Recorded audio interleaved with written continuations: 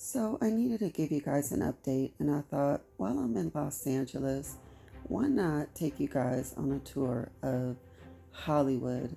Yes, Universal Studios Hollywood. This is actually the best thing about Hollywood, and we kind of take it for granted, but it's really an amazing experience. So I thought that I would share it with you guys while I'm out here.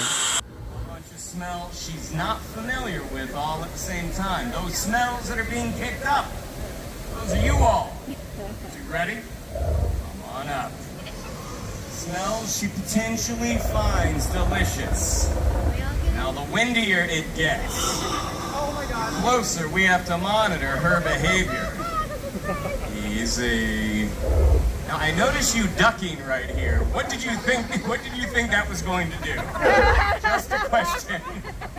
Nice job, you two. Have a good day. How's it going, bud? Come on up. Happy birthday, Derek. Easy.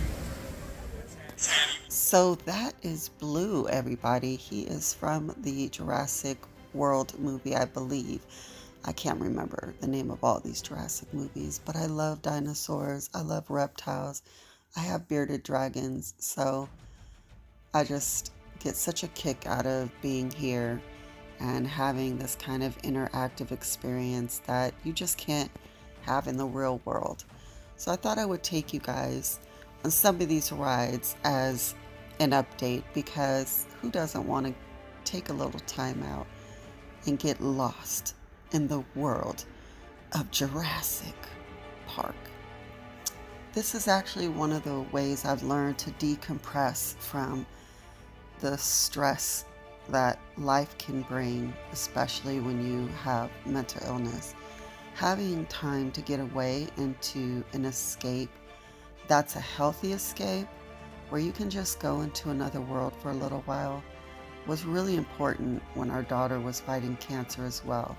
The times that we would go to Disneyland and we could just disappear, into another reality. You'd have to try pretty hard to still be worried about the stuff that's going on in the real world while you're in an underground aquarium with a ginormous Jurassic water dinosaur trying to get to you through some glass. So I am in LA right now, and we are in the middle of packing up our home so that we can all transition into the next stage that God has for us. We're not exactly sure what that looks like at the moment, but the same way that I'm not worried about the dinosaurs on this ride because I know that they're not real, I'm not worried about what the future holds, because all of this is under God's control and within His plan.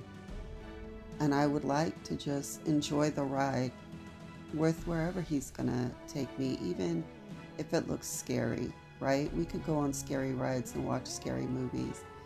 But when it comes to trusting God and letting go and letting Him actually be in control, even when it doesn't look like you're going in a direction that is safe or that you even thought you wanted to go in, that's the time when you actually step up and have what's called faith.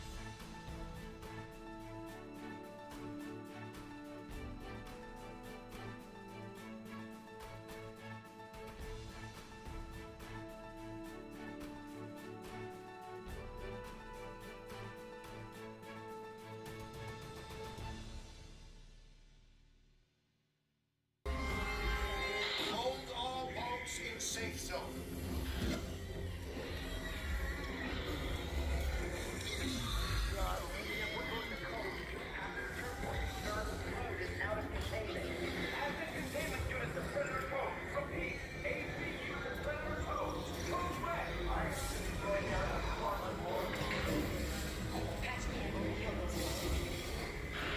Ladies and gentlemen, this is Claire Dew.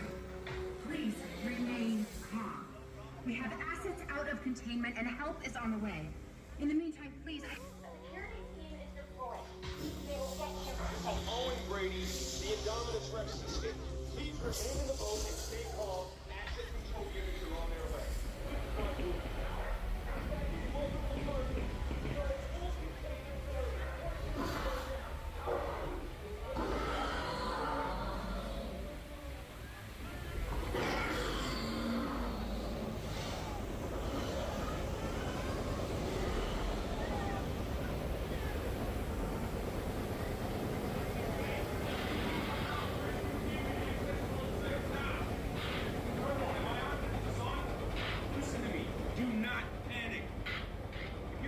So yes, as you're in this boat and huge dinosaurs are all around you, threatening your life, we chose to go on this ride because we know that ultimately none of this can really hurt us.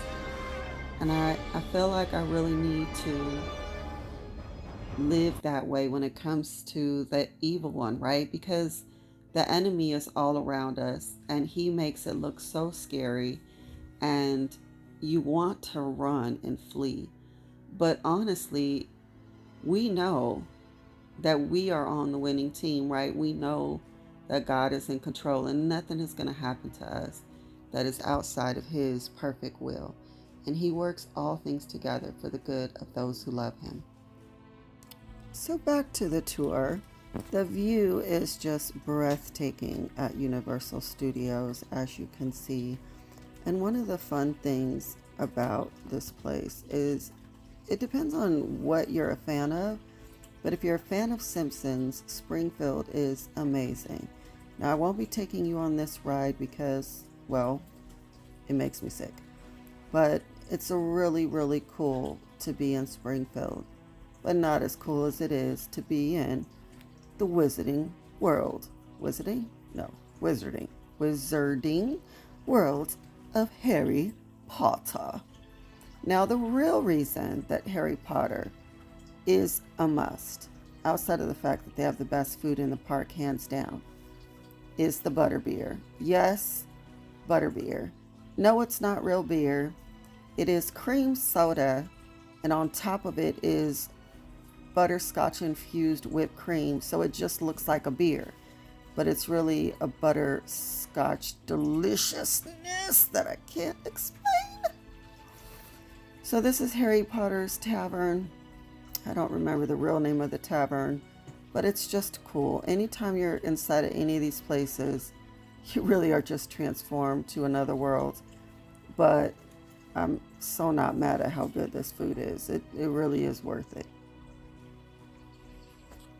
Okay, so after we filled our bellies and sipped on our butterbeer, we went to the studio tour. Now, if you have never been to Universal, one of the things about Universal Studios is it literally is just that. It is the studios that Universal Pictures uses to film a lot of their movies. So on this tram, you are warned that this is private property and you are not to exit the vehicle at any time under any circumstances. However, I know that during Halloween time, when you do this tram, they actually do stop and they let you get out and go through different kind of spooky mazes and stuff like that. So this tour actually not only takes you through a lot of the things that are filming today, but it takes you to a lot of the really special places that have filmed really historic movies and some of our new recent favorites, which we'll talk about when we get further along on the tour. Now, Universal does actually have its own fire station on the lot because it is a real movie set with, you know, special effects and everything that goes along with that. So, of course, they're going to need to be as safe as possible, especially when you have just random people touring your studios while all this is going on. You got to make sure that everyone is safe. Okay, so this is actually my favorite part of the tour because as they passed all of the different sound stages that are actually filming live shows, they bring us over here to the offices that different production companies have. And Seven Bucks Production has an office here. Now, if you know me, especially if you watch my other channel, you know that I love me some Dwayne The Rock Johnson. That's just what it is, man. And these are the bungalows where $7 production is. So trust me when I tell you that every time we go by there, I look for his car. And I know they say that you cannot get off because it's private property, but I think I'll be going to jail that day. I mean, I don't want to plan to sin ahead of time, but Lord, ooh, I'm asking for forgiveness ahead of time. No, I'm just playing, y'all. Ooh, my dogs didn't like that joke at all. They were like, don't be talking about some man other than our daddy. All right, I'm just playing. I wouldn't really jump off of the... Yeah, I don't really know. How about I just stop talking about it? Okay, so if you've ever been to Universal before, even if, especially if it was a long time ago, they always had the King Kong experience when you were on the tram. And it was a live, not a live, but an animated, King Kong in person. And when you passed by him, he yelled at you and his breath smelled like bananas. But technology has taken us somewhere else.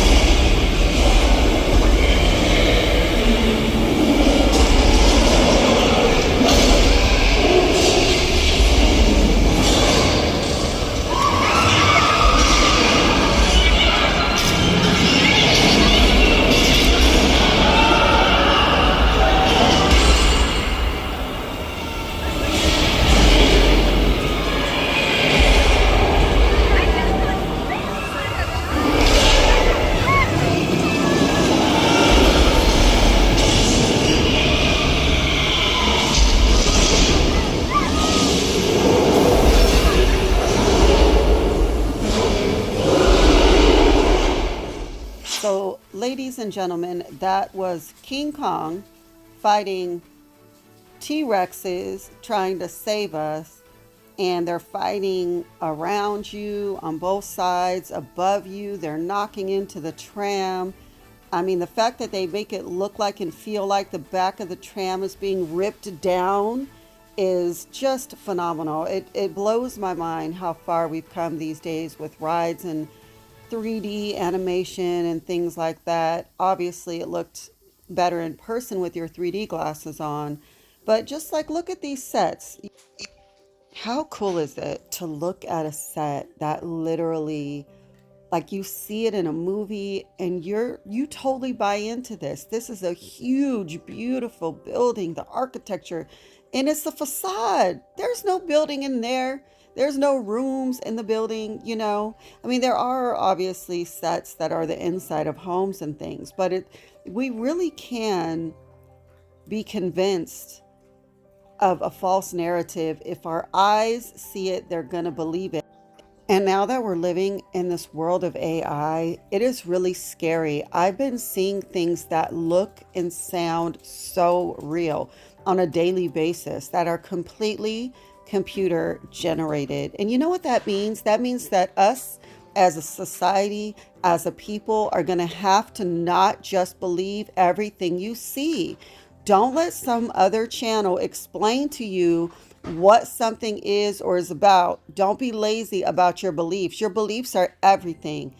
Take the time to look up everything you believe. See if it's AI. If you were to ask the system if this is an AI generated video, they can tell you. So you can actually use AI to work against AI, although I guess they could lie to you one day.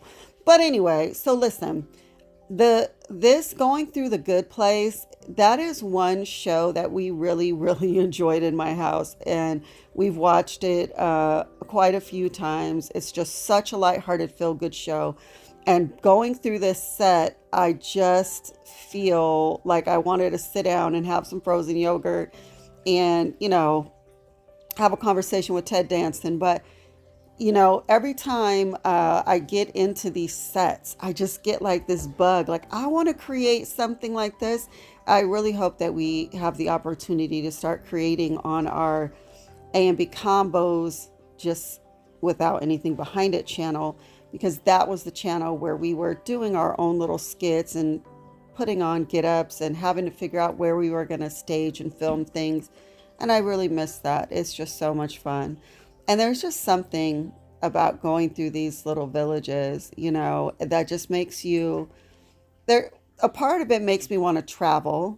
Like, I did go to Italy, and I never knew I wanted to go to Italy until I went to Italy. Yeah, that all reminds me of Italy. I think they said this is now called Little Italy. And that's exactly what it really felt like to be there. And it was amazing. And this is also, as you could see on the screen, where they shot some of the most famous old like thrillers that, everybody has seen, and compares what they do today to these movies back then. And it was universal. They really just have brought so many of our favorite things to life. So I think, going on this tour, I just felt like I wanted to share with you guys something that I might take for granted, that this is up the street right now, but when I go back to Mississippi, this is going to be on the other side of the world from me. And some people have never gotten out there and they've never experienced this. So I was hoping that maybe I could help you guys who never got to come, or just want to see what it looks like now. One of the things that they've never changed, and I hope they never do, is this Jaws experience. I mean, especially if you were a kid when Jaws came out, this blows your mind. But more so than that, I do remember my mom bringing me to Universal when I was probably like 6 years old.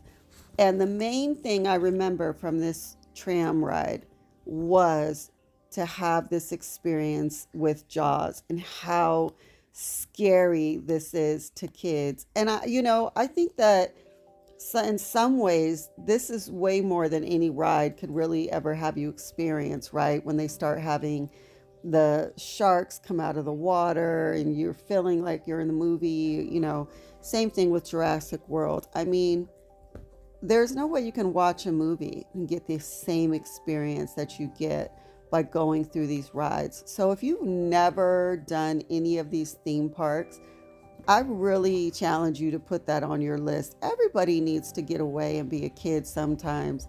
And, it's a good time.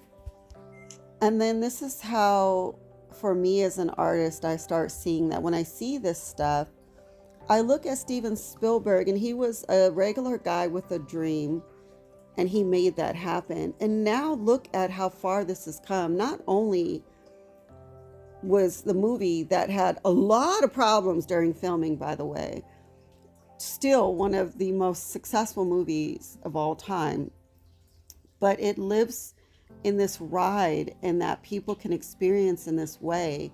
And it's just going to be alive and going for generations to generations, to his grandchildren, to their grandchildren. And I often think, like, what kind of legacy am I going to leave behind? I mean, honestly, I am the person that everybody knows who has borderline, right? So when someone sees a show or hears a story about somebody who had borderline personality disorder, it makes them think of me. That's my new definition. I don't want to be defined by my mental illness. My whole point of my channel is that I'm more than borderline. My mental illness does not define me, but it does help make me unique. And it also challenges a lot of people's comfort zone, because if I am a Christian who loves the Lord, who is sold out for God, and is trying to be a vessel for him in everything that I do, then for a lot of people, they don't know how I fit into the box that they have God in. That doesn't fit into the church box. I don't look and sound like everyone else when I was growing up, you know? But it took a long time for us to realize that our point is not for us to imitate and look like one another. We are told to be imitators of Christ, right? And that's not going to look the same for everybody because he specifically made us different and individual and unique so he can use our gifts and talents to further his kingdom. And if everyone's, as Christians, we're supposed to look the same, why would he have made us diverse in the first place? Like, there is obviously a uniqueness and an individuality to each of us for a reason. And if we could stop being worried about what everybody else thought we are supposed to look like and only worry about what God thinks we look like, do you know you would have no limitations on you? So I see in my experience that I felt like God had called me to have a ministry about my mental illness for other Christians with mental illness probably like 15 years ago. And I was convinced by other Christians who were well meaning that I would be judged if I put my mental illness out there. Once you put it out there, you can't take it back. People are going to think you're crazy. They're not going to take you seriously anymore, you know? And basically, that I needed to keep it to myself and not be proud of it. And I found that to be a really interesting comment because I'm not sure that it's called pride when you are relieved that a missing piece of the puzzle was found. At the end of the day, I didn't have all the pieces to the puzzle and I knew something was missing. I knew something was off. And once I got the diagnosis, and then I could spend my time researching and keeping up with the latest news on the diagnosis and on all the different mental illness and diagnosis and how the brain works, my life changed for the better. Now we're in the land of Nope. If you never saw the movie Nope, it was very interesting. The ending wasn't what I thought it was going to be, but I have come to realize with Jordan Peele movies, it's never going to be what you think it is going to be. But it was really cool that they moved that whole little town here. Or maybe they didn't build it here. I don't know. Maybe they just filmed it all right here. But it's really cool, you know, to go through this movie set. And then, of course, there's this moment where they're going to stop the tram. And when everything starts to slow down and die, which is exactly what happened every time something really creepy happened in the movie. So it was kind of fun that you have that moment where you're like, hold up, wait, what's going on? You know what I mean? But anyway, so yeah, this is another one of the sets that it was a newer edition, obviously, since it's from the movie Nope, and I believe that only came out a few years ago. But it's just another example of taking a moment to be taken, transported to another little place and time for a moment. There's just something that is so neat that actually a few years ago, they actually had the Walking Dead maze. That was cool because they literally took you through the different sets they had with each season. So that's going to conclude the tram. Then I just hung out with Fiona and Shrek. You know, we go way back. My daughter loved them when she was younger. And they're real cool people, too. You'd be so surprised. You know, you would think an ogre would smell worse. But at the end of the day, it was all good. We just enjoyed being at Universal for a little bit longer, doing things that I would have loved to do as a kid, like posing with Scooby-Doo. And then on our way out, we see Frankenstein and his bride and this hilarious cop who just could not get over my furry boots and was telling me that I had the best shoes in all of Universal and that I even beat out Frankenstein's shoes. And where else do you have a conversation like that? I mean, it was just a great day. It was so much fun to just get away from everything for a little while. And like I said before, to just cherish each moment that you have, that God has given you on this earth with the people that you love. And per his command, you should be loving everybody. So let's do that, shall we? Till next time, make sure you love one another.